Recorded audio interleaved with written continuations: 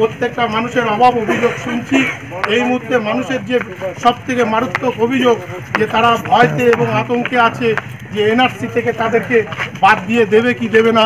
আমরা মানুষকে আশ্বস্ত করছি যে বাংলার নেত্রী মমতা ব্যানার্জি যখন আপনাদের কাছে আছে, সুতরাং বাংলার একটা মানুষও আপনারা বাইরে আপনাদের যেতে হবে না, এনআরসির মধ্যে আপনাদের থাকবেন বাইরে যে। সুতরাং মমতা ব্যানার্জির আশীর্বাদ এবং মমতা ব্যানার্জির পাশে যখন আছে প্রত্যেকটা মানুষই আমাদের কথা শুনছেন, আমরা অভিযোগগুলো শুনছি এবং মানুষের পাশে অভাব অভিযোগ যা আছে সেগুলো সুশান্তদা আছে, আমাদের প্রত্যেকটা লোক আছে, প্রত্যেকটা লোকই শুনছে। সুতরাং অভিযোগ যা পাচ্ছি সেটা হচ্ছে এনআরসি। এই এনআরসির আতঙ্কেই মানুষ আজকাল আমাদেরকে বারবার অভিযোগটা করছে।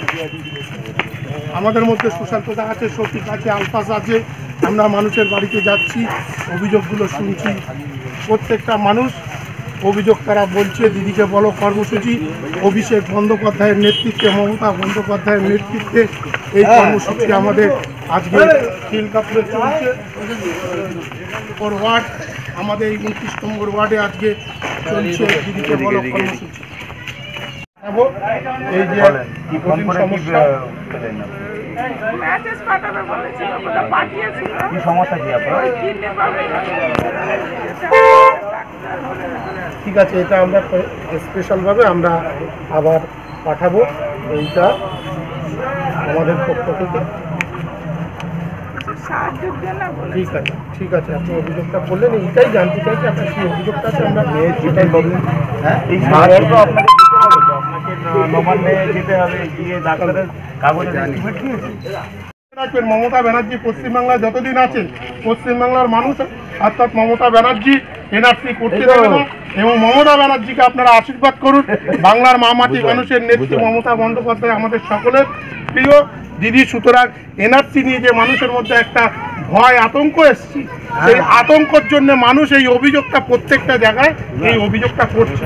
সুতরাং আমরাও এটা দিদির কাছে পৌঁছে দেবো যে আমরা এই কর্মসূচিতে বেরিয়ে এই মুহূর্তে দাঁড়িয়ে মানুষের একটাই বক্তব্য যে পশ্চিমবাংলায় এনআরসি হলে পারে আমাদেরকে তাড়িয়ে দেবে কি দেবে না। আমরা দয়া করে আপনাদের এই অভিযোগটাই আমরা দিদির কাছে পৌঁছে দেবো। আশা করছি বাংলার নেত্রী আপনাদের পাশে আছে। মমতা ব্যানার্জিকে আপনারা আশীর্বাদ করুন। 2021-এ যদি বাংলার নেত্রী মমতা ব্যানার্জি আবার ক্ষমতায় আছে, বাংলায় বুকে কোনো এনআরসি হবে না, হবে না, হবে না।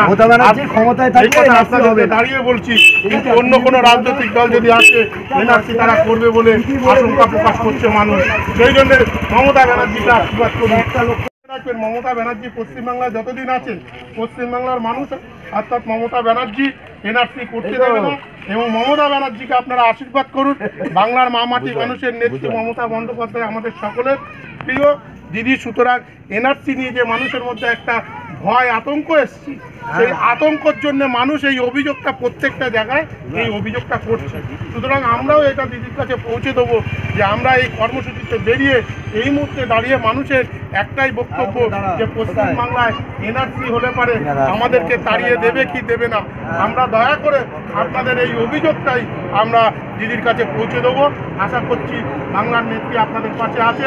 মমতা ব্যানার্জিকে আপনারা আশীর্বাদ করুন। 2021-এ যদি বাংলার নেত্রী মমতা ব্যানার্জি আবার ক্ষমতায় আছে, বাংলায় বুকে কোনো এনআরসি হবে না, হবে না, হবে না। আপনাদেরকে দাঁড়িয়ে বলছি, কিন্তু অন্য কোনো রাজনৈতিক দল যদি আসে এনআরসি তারা করবে বলে আশঙ্কা প্রকাশ করছে মানুষ। সেই জন্য মমতা ব্যানার্জিকে আশীর্বাদ করুন। আমরা তৃণমূল যুব কংগ্রেসের পক্ষ থেকে বরাচর ব্লক 1 পশ্চিম খিলগাপুরের দিদিকে বলো যে কর্মসূচি, এই কর্মসূচিতে আজকে আমরা এখানে কর্মী বৈঠক করছি। এই কর্মী বৈঠকে আমাদের তৃণমূল কংগ্রেসের এখানে সভাপতি সুশান্ত মণ্ডল আছেন, আছে আমাদের নীলগঞ্জের থেকে এসটি শফিক যুব তৃণমূলের সভাপতি আছেন, আলফাস আছে, এছাড়া তৃণমূল কংগ্রেসের অনেক কর্মীরা আছে। আমরা এই কর্মসূচিতে আজকে আমরা প্রত্যেকটা মানুষের অভাব অভিযোগ শুনব।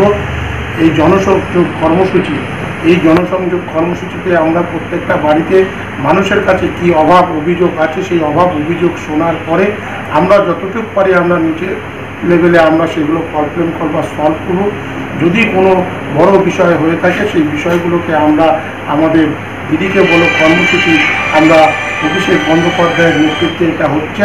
আমরা তার ওখানে পৌঁছে দেবো এবং প্রত্যেকটা বাড়িতে আমাদের মানুষের কাছে যদি আমরা কেউ ভুল করে থাকি নিশ্চয়ই মানুষের কাছে আমরা সেটা জানতে চাইব, মানুষের কাছে আমরা ক্ষমা চেয়ে নেব এবং এই জনসংযোগ কর্মসূচির মধ্যে দিয়ে মানুষের অভাব অভিযোগ এত সাড়া করেছে যে প্রত্যেকটা মানুষ আমাদের সহযোগিতা করছে এবং প্রত্যেকটা মানুষের অভাব অভিযোগ সম্বন্ধে আমরা জানতে পারছি। এটা পশ্চিমবাংলায় এক মমতা ব্যানার্জির নির্দেশে আমরা প্রত্যেকটা মানুষের বাড়িতে এই কর্মসূচি করে যাচ্ছি এবং মানুষের অভাব অভিযোগ শুনছি। আমার কাছে সুশান্তটা আছে, এই অঞ্চলের সভাপতি। আমি সুশান্তটাকে কিছু বলার জন্য বলছি। নমস্কার। বিদিক বলো কর্মসূচি ইতিমধ্যেই শুধু আমাদের এখানে নয়, সারা বাংলায় মানুষের মধ্যে একটা ব্যাপক সাড়া পড়ে গেছে। আপনারা জানেন ইতিমধ্যেই কয়েক লক্ষ ফোন তারা মানুষের কাছে এবং বিদিকে বলো প্রোগ্রামে ফোন করে বা ওয়েবসাইটে কল করে তাদের ব্যক্তিগত সমস্যার কথা সমাধান অনেকেই করেছে এবং মানুষকে আমরা দেখেছি মানুষ আশ্বস্ত হয়েছে। এর আগেও আমরা আমাদের মাননীয় বিধায়ক তিনিও দিদিকে বলো কর্মসূচি আমাদের অঞ্চলে করে গেছে এবং এই প্রোগ্রাম আপনার চলছে। আরও হয়তো আমরা বুথে অন্য বুথেও আমরা যাব। শুধু এইটুকু বলবো, আমরা মানুষের পাশে ছিলাম, আছি। মানুষদেরকে আমরা আশ্বস্ত করতে চাই মানুষের যত সমস্যার সমাধানে মামাটি মানুষের সরকার মমতা বন্দ্যোপাধ্যায় মানুষের কাজ করার জন্য আমরা কর্মী বুথ লেভেলে আমরা মানুষের কাছে ছিলাম, এখনও থাকবো।